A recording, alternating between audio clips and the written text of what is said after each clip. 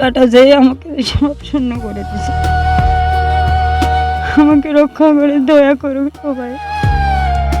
অর্থের অভাবেই চিকিৎসার সুযোগ না পেয়ে দিনাজপুরের বীরগঞ্জে দুই প্রতিবন্ধী ছেলেকে বাড়ির বারান্দায় শিকল দিয়ে বেঁধে দিন কাটাচ্ছেন এক দিনমজুর দম্পতি। উপজেলার ভোগনগর ইউনিয়নের কালাপুকুর গ্রামের দিনমজুর দেলোয়ার হোসেন গোল্ডেন ও আয়শা সিদ্দিকা দম্পতির 4 সন্তানের মধ্যে দ্বিতীয় ছেলে 18 বছর বয়সী আশিক এবং তৃতীয় ছেলে 15 বছর বয়সী আব্দুল আলিম। জন্ম থেকেই শারীরিক ও মানসিক প্রতিবন্ধী। দিনমজুর বাবা নিজেও বাক প্রতিবন্ধিতায় ভুগছেন, যার ফলে নুন আনতে পান্তা ফুরানো সংসারে এই দুই সন্তানের চিকিৎসার খরচ চালানো তাদের পক্ষে পুরোপুরি অসম্ভব হয়ে পড়েছে। শিকল খুলে দিলেই ছেলেরা বাইরে চলে গিয়ে অনাকাঙ্ক্ষিত পরিস্থিতি তৈরি করে, তাই বাধ্য হয়েই বাড়ির বারান্দায় শিকলে বেঁধে রাখতে হয়। সেই শিকল পরা অবস্থাতেই খাওয়া দাওয়া ও ঘুমানোর কষ্টের দৃশ্য সইতে না পেরে সন্তানদের সুচিকিৎসার জন্য সরকার, জনপ্রতিনিধি ও সমাজের বিত্তবান মানুষের আকুল সহযোগিতা চেয়েছেন এই অসহায় মা। তখন আমি ওর পিছে পিছে এখনো ধরে অনেকগুলো চিকিৎসা করতেছি। ডাক্তার বলেছে যে 12 বছর পর ওর ব্রেন খুলবে, কিন্তু খুলে নেই। শুধু মা ডাক দেয়, আস্তে আস্তে একটু একটু কথা বলে, আর কিছু বলতে পারে না। আর তখন থেকে আমরা ওকে বেঁধে রাখি। ও কখনো ছাড়া পায় না, ছাড়া পাইলে আমাদেরকে শান্তি দেয় না। 2-3 সেকেন্ডের মধ্যে এরকম এলাকা ঘুরতে হয়। অনেক এলাকায় যাইতে আমি খুব ক্লান্ত হই, রাখতে পারি না। ওই জন্য আমি এইভাবে রাখি। আমার সব কিছু ভেঙে চুরমার করে দেয়।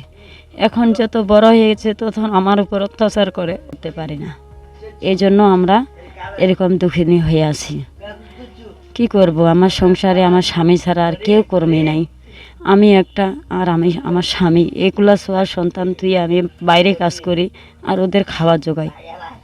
আমার জীবনটা আমি রক্ষা করতে খুব কষ্ট করে থাকি। এই দুটি বাচ্চা আমাকে সারা জীবন জ্বালায়। এতটুকু বয়স হয়েছে, এখন জ্বালা আমার বেশি বাড়তেছে। আমি ঘরে রাখতে পারি না, কিন্তু এখন আমি আমার সরকারের কাছে চাইতেছি, বা আমাদের এলাকার এমপি ভাই আছে, আমি তাদের কাছে আবেদন করতেছি আমার সন্তান দুটো যে কোনো একটা ব্যবস্থা করে দেখ। আমি মা, আর আমি পারছি না ওদের সঙ্গে। কিভাবে ওদের চিকিৎসা করব, আটকাবো, আমার শক্তি কুলায় না। আপনারা যদি আমাকে কিছু সহযোগিতা করেন তাহলে আমি আমার সন্তান নিয়ে শান্তি ভোগ করতে পারি। আমি আর কিছু বলতে পারি না। আমাকে রক্ষা করে দয়া করুন সবাই।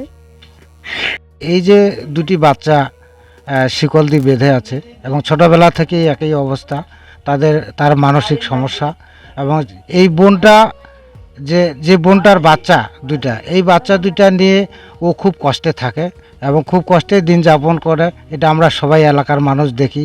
আমরা এলাকার মানুষ অনেক তার কষ্টে উপভোগ করি, বা আমাদের তো তেমন দেওয়ার মতো কিছু নেই। তো আমি সবার কাছে অনুরোধ জানাবো, আমি সবার কাছে বিনতিভাবে অনুরোধ জানাবো আমাদের দেশের সরকারের প্রতি, আমাদের বীরগঞ্জ উপজেলা সরকারি অফিসারের প্রতি এবং আমাদের এলাকার প্রতিনিধি সকলের কাছে আমি অনুরোধ জানাবো যেন এই বিষয়টা যেন সুদৃষ্টভাবে বিবেচনা করে। ওরা খুব অসহায় লোক, ওরা দুইটা প্রতিবন্ধী ছেলে, মনে করেন যে খাওয়া দাওয়া খুবই অসুবিধা।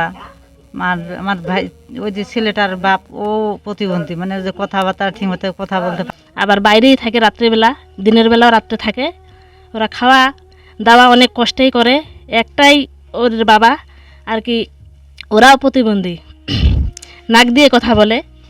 আর ছেলে একটা বড় আছে ঢাকায় আর কি, ওর মামা বাড়িতে থাকে, ওখানে আসে না, ওখানেই মানুষ হয় আর কি। আর এখানে আর এই দুইটা ছেলে আর কি প্রতিবন্ধী, রাত্রেই থাকে, কষ্টে জীবনযাপন করে।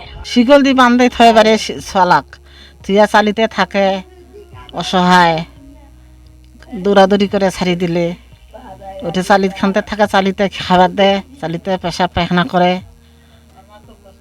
ওর মা খুবই কষ্ট করে। মনে করে বান্ধে থাকে, সবসময় কান্দা কাটা করে। ওর মা তো বাইরে কাজ করে, বাইরে মানে কামড়া দেয়, দেওয়ার পরে বাচ্চাগুলো আসে আবার পেশা পায়খানা করে, মনে করে সাফ করে। খুব কষ্ট হয় ওদের, খুব অসহায়। ওর বাপ ভ্যান চালায়, এভাবে সংসারটা চলে আর কি। বাচ্চা দুধের জন্য খুব অসহায় ওর আম্মা। বাচ্চাগুলা বান্ধে রাখে, সারাদিনে বান্ধে থাকে, শিকল দিয়ে বান্ধে রাখে, ছাড়ে দিলে দূর পারে। স্থানীয়রা জানিয়েছেন, বিত্তবান মানুষ ও মানবিক সংগঠনগুলো এগিয়ে এলে হয়তো সুচিকিৎসার মাধ্যমে এই দুটি তরুণের জীবনে স্বস্তি ফিরতে পারে।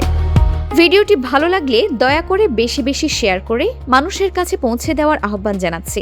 হয়তো আপনার একটি শেয়ারের মাধ্যমে এই অসহায় পরিবারের পাশে দাঁড়ানোর মতো একজন মানুষ তাদের কাছে পৌঁছে যাবে। আপনার সামান্য সহযোগিতাই হতে পারে একটি পরিবারের জন্য বড় আশার আলো। ফারহানা নিজাম, দিনাজপুর টিভি।